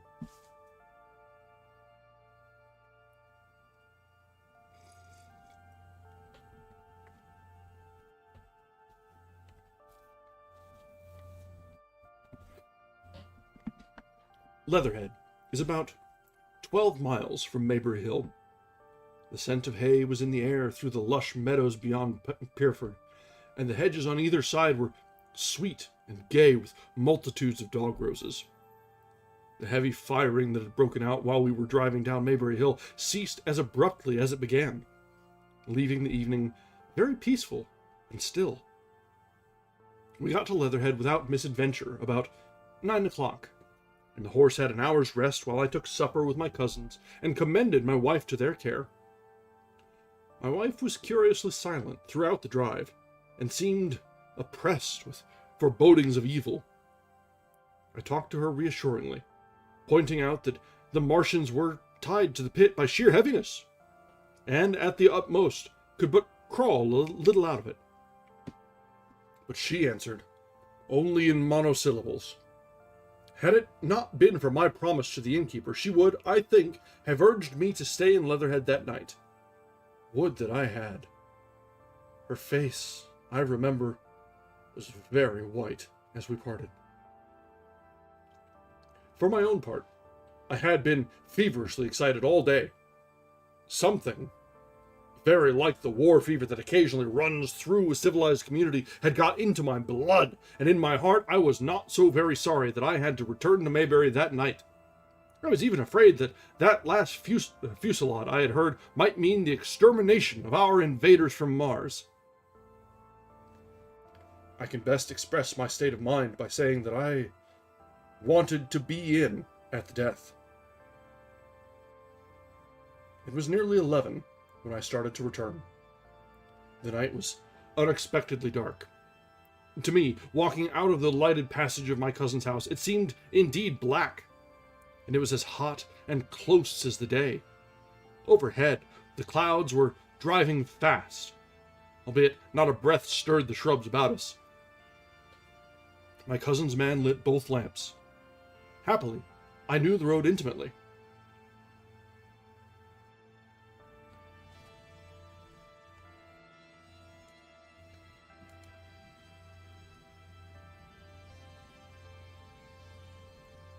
My wife stood in the light of the doorway and watched me until I jumped up into the dog cart. Then, abruptly, she turned and went in, leaving my cousins side by side, wishing me good hap. I was a little depressed at first with the contagion of my wife's fears, but very soon my thoughts reverted to the Martians. At that time, I was absolutely in the dark as to the course of the evening's fighting. I did not know even the circumstances that had precipitated the conflict. As I came through Occam, for that was the way I returned, and not through Send and Old Woking, I saw along the western horizon a blood-red glow, which, as I drew nearer, crept slowly up the sky. The driving clouds of the gathering thunderstorm mingled there with masses of black and red smoke. Ripley Street was deserted, and except for a lighted window, or so the village, showed not a sign of life. But I narrowly escaped an accident at the corner of the road to Pierford, where a knot of people stood with their backs to me. They said nothing to me as I passed. I do not know what they knew of the things happening beyond the hill, nor do I know if the silent houses I passed on my way were sleeping securely, or deserted and empty, or harassed and watching against the terror of the night. From Ripley until I came through Pierford, I was in the valley of the Wey, and the red glare was hidden from me. As I ascended the little hill beyond Pierford Church, the glare came into view again, and the trees about me shivered with the first intimation of the storm that was upon me. Then I heard midnight pealing out from Pierford Church behind me, and then came the silhouette of Maybury Hill, with its treetops and roofs black and sharp against the red. Even as I beheld this, a lurid green glare lit the road about me and showed the distant woods towards Alstone. I felt a tug at the reins. I saw that the driving clouds had been pierced as it were, by a thread of green fire. Suddenly, lighting their confusion and falling into the field to my left, it was the third falling star. Close on its apparition, and blindingly violet by contrast, danced out the first lightning of the gathering storm. And the thunder burst like a rocket overhead. The horse took the bit between his teeth and bolted. A moderate incline runs toward the foot of Maybury Hill, and down this we clattered. Once the lightning had begun, it went on and in as rapid a succession of flashes as I have ever seen. The thunderclaps, treading one on the heels of another, and with a strange crackling accompaniment, sounded more like the working of a gigantic electric machine than the usual detonating reverberations. The flickering light was blinding and confusing, and a thin hail smote gustily at my face as I drove down the slope. At first, I regarded little but the road before me, and then, abruptly, my attention was arrested by something that was moving rapidly down the opposite slope of Maybury Hill. At first, I took it for the wet roof of a house, but one flash following another showed it to be in a swift, rolling movement. It was an elusive vision, a moment of bewildering darkness, and then, in a flash like daylight, the red masses of the orphanage near the crest of the hill, the green tops of the pine trees, and this problematical object came out clear and sharp and bright. And this thing I saw, how can I describe it? a monstrous tripod, higher than many houses, striding over the young pine trees and smashing them aside in its career, a walking engine of glittering metal striding now across the heather, articulate ropes of steel dangling from it, and the clattering tumult of its passage mingling with the riot of the thunder. A flash, and it came out vividly, heeling over one way with 2 feet in the air, to vanish and reappear almost instantly, as it seemed, with the next flash, 100 yards nearer. Can you imagine a milking stool tilted and bowled violently along the ground? That was the impression that those instant flashes gave. But instead of a milking stool, imagine it a great body of machinery on a tripod stand. Then, suddenly, the trees in the pine wood ahead of me were parted, as brittle reeds are parted by a man thrusting through them. They were snapped off and driven headlong, and a second huge tripod appeared, rushing, as it seemed, headlong towards me. And I was galloping hard to meet it. At the sight of the second monster, my nerve went all together. Not stopping to look again, I wrenched the horse's head round to the right, and in another moment the dog-cart had heeled over upon the horse. The shafts smashed noisily, and I was flung sideways and fell heavily into a shallow pool of water. I crawled out almost immediately and crouched. My feet were still in the water, under a clump of firs. The horse lay motionless. His neck was broken. Poor brute. And by the lightning flashes, I saw the black bulk of the overturned dog-cart, and the silhouette of the wheels still spinning slowly. In another moment, the colossal mechanism went striding by me, and passed uphill towards Pierford.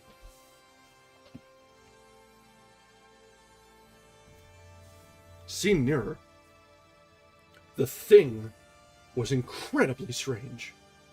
For it was no mere insensate machine driving on its way. Machine it was, with a ring metallic pace and long, flexible, glittering tentacles, one of which gripped a young pine tree, swinging and rattling about its strange body.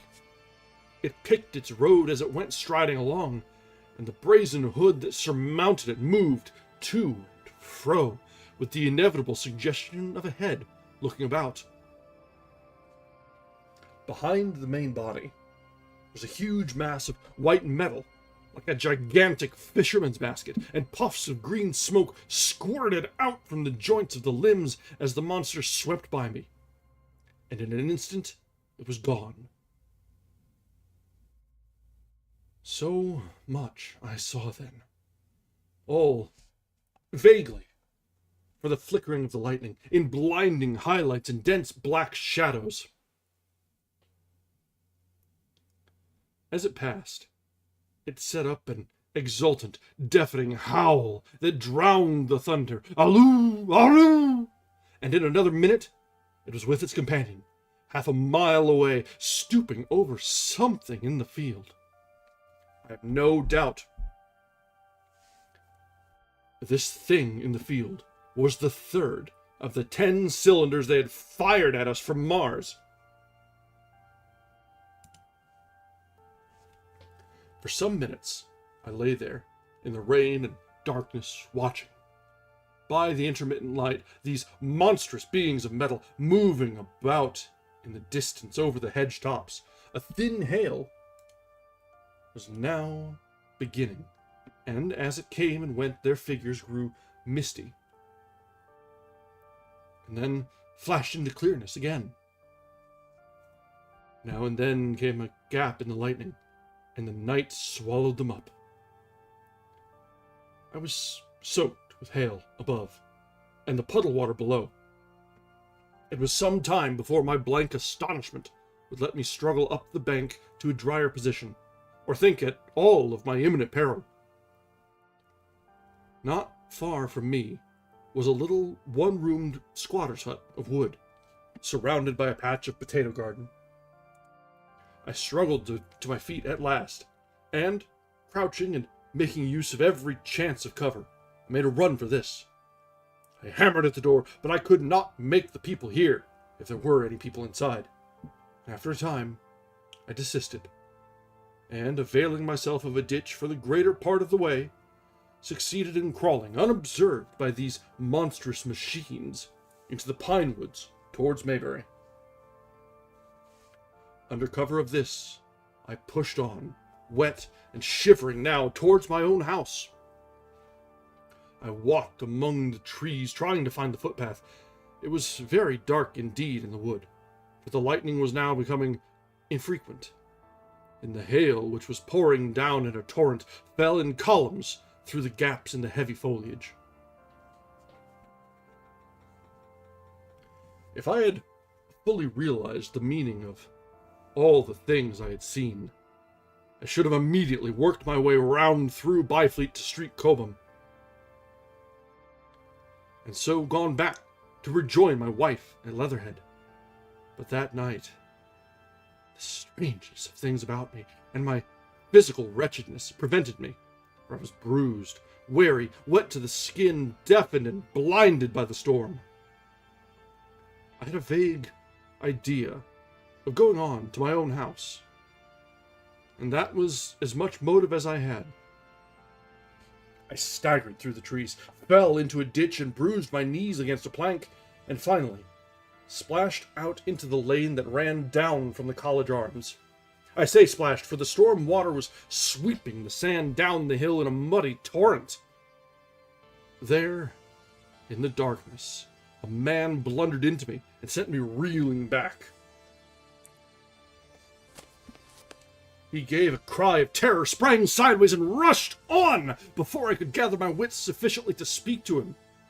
So heavy was the stress of the storm just at this place that I had the hardest task to win my way up the hill. I went close up to the fence on the left and worked my way along its palings.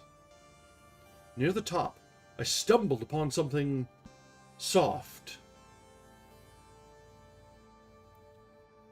and, by a flash of lightning, I saw between my feet a heap of black broadcloth and a pair of boots. Before I could distinguish clearly how the man lay, the flicker of light had passed. I stood over him, waiting for the next flash. When it came, I saw that he was a sturdy man, cheaply but not shabbily dressed. His head was bent under his body, and he lay crumpled up close to the fence, as though he had been flung violently against it. Overcoming the repugnance natural to one who had never before touched a dead body, I stooped and turned him over to feel for his heart. He was quite dead. Apparently his neck had been broken. The lightning flashed for a third time, and his face leaped upon me. I sprang to my feet. It was the landlord of the Spotted Dog, whose conveyance I had taken. I stepped over him, gingerly, and pushed on up the hill. I made my way to the police station, and the College Arms toward my own house. Nothing was burning on the hillside, though from the common there still came a red glare, and a rolling tumult of ruddy smoke beating up against the drenching hail. So far as I could see, by the flashes, the houses about me were mostly uninjured. By the College Arms, a dark heap lay in the road. Down the road, towards Maybury Bridge, there were voices, and the sound of feet, but I had not the courage to shout or to go to them. I let myself in with my latchkey, closed, locked, and bolted the door, staggered to the foot of the staircase, and sat down. My imagination was full of those striding, metallic monsters, and of the dead body smashed against the fence. I crouched at the foot of the staircase with my back to the wall, shivering violently.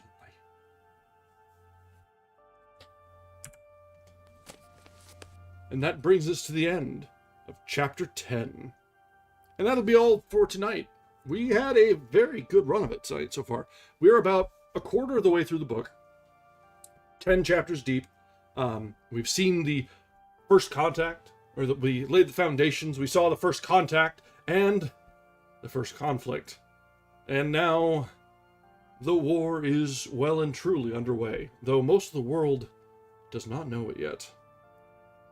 So, with that, we will go ahead and call it an evening. Thank you very much for joining us. We're a little over time, so we won't be talking after this reading. We'll try to save it for in between chapters, I think, for next time. Our next reading is going to be on Friday, according to our normal schedule. So we got a couple days. Let this sink in and percolate and stew in your mind for a couple days. And then we will be back on Friday to carry on through the weekend. We'll get most of the way through this one this week, I think. It's not quite as long as I remember. That or it's just interesting enough to keep us engaged and going. If you have not yet, I encourage you to drop a like on the stream, maybe a subscription to the channel if you like what we're doing. Convince the algorithm that we are in fact having fun here. And until next time, we'll go ahead and call it an evening. Thank you very much for joining us, and until next time, on Friday, when we will continue this wonderful book, this paragon of early science fiction. Thank you very much, and good night.